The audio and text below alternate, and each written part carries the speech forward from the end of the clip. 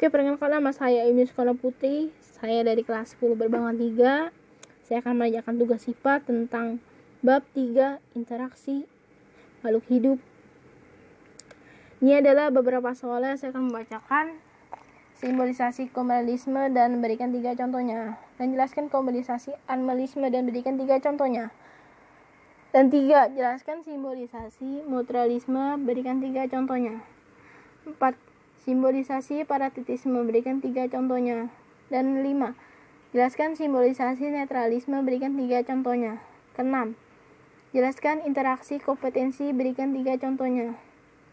Ke-7, interaksi radiasi, berikan 3 contohnya. Oke, ini adalah beberapa contoh dan soal yang akan saya jelaskan pada video ini. Oke, pertama kita akan membahas yaitu adalah simbolisasi komunalisme.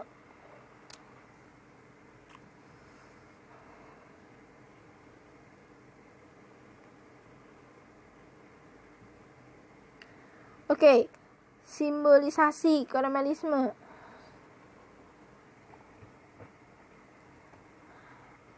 Simbolisasi komunalisme adalah sebuah interaksi antara dua makhluk hidup yang menguntungkan satu sama organisme, sementara organisme lain tidak dirugikan dan tidak diuntungkan. Ini adalah beberapa contoh simbolisasi komunalisme. Anggrek dengan mangga, pohon mangga, interaksi anggrek dan pohon mangga, anggrek mendapat keuntungan dan pohon mangga tidak. Kenapa tidak? Karena anggrek mendapatkan sinar matahari serta zat-zat untuk melakukan fotosintesis. Pohon mangga tidak mendapatkan tersebut. Ini adalah beberapa contoh pada gambarnya. Kita masuk ke contoh 2. Ikan remora dengan ikan hiu. Ikan remora mempunyai alat pengisap. Alat pengisap itu untuk menempelkan badannya pada ikan hiu. Manfaat ikan remora pada ikan hiu adalah untuk berlindungnya dari predator dan memanfaatkan sari makanan dari hiu. Sementara untuk hiu tidak diuntungkan dan tidak dirugikan. Ini contoh berikutnya pada gambarnya. Katak dan pepohonan. Katak menggunakan daun-daun bagi pohon-pohon lain sebagai tempat dan berlindung dari hujan dan badai. Bagi katak ini hal menguntungkan, bagi pohon tidak diuntungkan dan tidak dirugikan dan tidak terpengaruh sama sekali. Ini adalah beberapa contoh pada gambar katak dan pepohonan. Oke, simbolisasi animalisme. Simbolisasi animalisme merupakan hubungan antara dua makhluk hidup, di mana pihak yang dirugikan sedangkan pihak yang tidak dirugikan dan pihak yang tidak diuntungkan juga. Buka kurung, tidak terpengaruh apa-apa. Tutup kurung. Ini adalah beberapa contoh simbolisasi animalisme, yaitu tumbuhan lamotor dengan gandum atau kunir. Lamotor, tanaman lettuce ditanam secara bersilang dengan pangan sistem tumpang sari hasil panen gandum dan kuning. Namun hasil panen yang paling banyak adalah jagung dan padi. Dan pihak gandum dan kunir itu merasa terugikan dan tidak diuntungkan. Ini adalah beberapa contohnya. Brokoli dengan kebangkol. Hubungan brokoli dengan kebangkol. Di sisi radio, brokoli dapat mencegah fungsi Flacium penyebab penyakit layu. Pada beberapa tanaman sayur, contohnya kebangkol dengan brokoli sendiri. Dalam hal ini pihak yang dirugikan adalah pihak kebangkol. Brokoli tidak dapat pengaruh apapun. Ini adalah beberapa contoh brokoli dengan kebangkol. Oke, kita masuk ke contoh yang ketiga. Gulma dengan tanaman padi. Gulma merupakan tumbuhan pengaruh dapat merugikan hasil tanaman budidaya apabila tidak dikendalikan secara efektif. Gulma akan menyaingi tanaman lain dan mengambil unsur hara, air, dan ruang dan cahaya. Pada tanaman padi, gulma seringkali menjadi masalah yang cukup karena terganggunya produktivitas panen menjadi merugikan dan hasil panen jadi dikit. Ini adalah beberapa contohnya. Oke, kita masuk ke simbolisasi mutualisme. Simbolisasi mutualisme adalah hubungan antara organisme berapa jenis namun saling menguntungkan satu sama lain. Yaitu adalah beberapa contohnya pada berikut ini. Kupu-kupu dengan lebah. Kupu-kupu dan lebah bukan menjadi salah satu pihak yang diuntungkan, namun pihak yang diuntungkan juga itu adalah bunga. Kenapa bunga? Karena bunga diambil sari makanannya dan bunga tersebut terjadi proses penyerbukan. Jadi bunga itu dan lebah itu merasa teruntungkan satu sama lain. Oke, ini adalah beberapa contoh pada penyerbukan bunga dan kupu-kupu dan lebah dengan bunga. Manusia dengan bakteri. Bakteri yang ada di dalam manusia adalah bakteri Echo. Yang ada di usus besar. Dengan adanya bakteri jahat mempercepat proses pembusukan di dalam usus besar. Sedangkan bakteri E. coli tersendiri mendapatkan makanan sisa makanan pada usus besar. Pada contoh gambar berikut ini adalah bakteri E. coli dan yang ada pada di dalam usus besar manusia. Oke, kita masuk ke contoh yang kedua.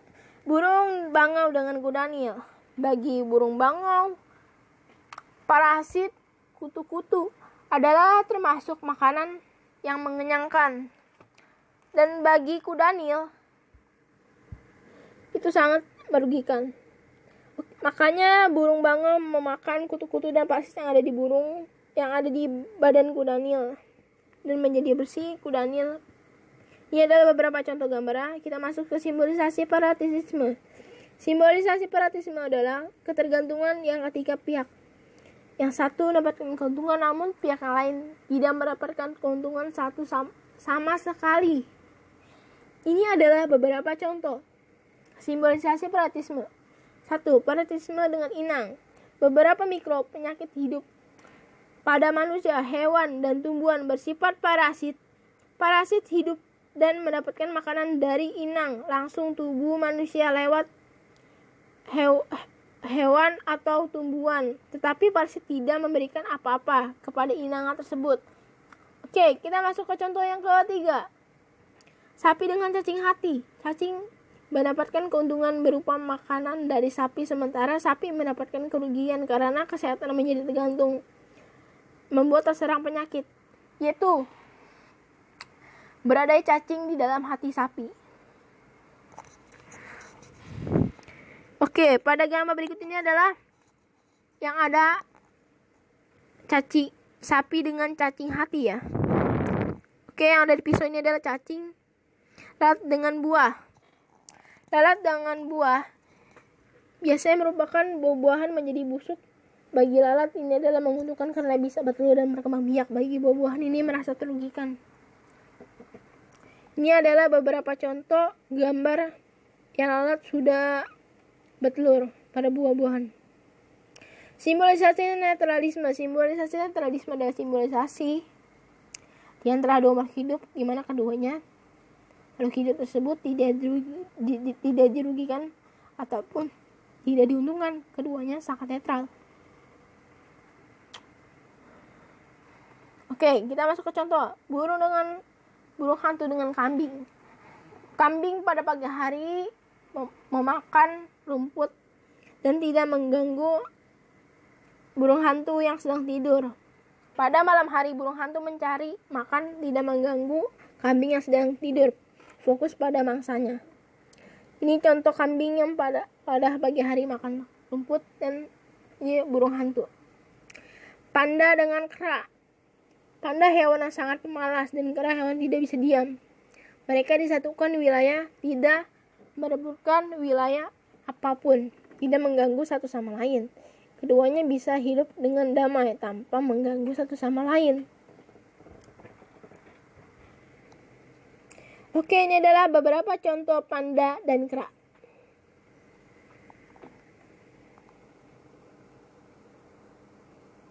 Kambing dengan ayam. Kambing merupakan hewan herbivora, berhubungan baik dengan ayam. Dalam satu wilayah tentu mereka tidak mendapatkan makanan dan wilayah.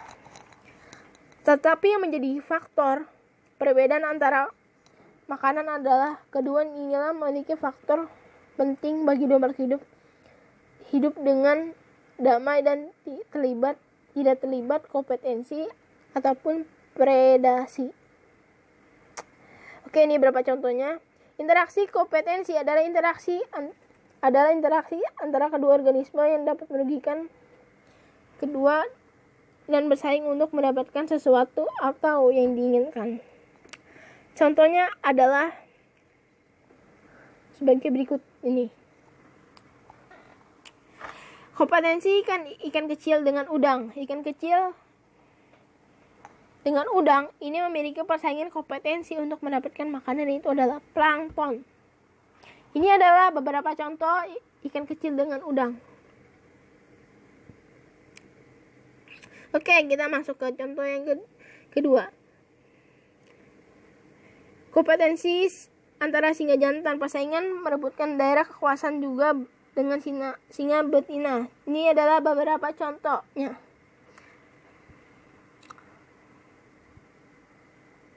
Kompetensi singa dengan heya. Singa mengandalkan gigit yang tajam, sedangkan heya memiliki kelompok yang sangat banyak. Tujuan mereka adalah merebutkan makanan yang sama jenis, yaitu adalah daging buruan mereka.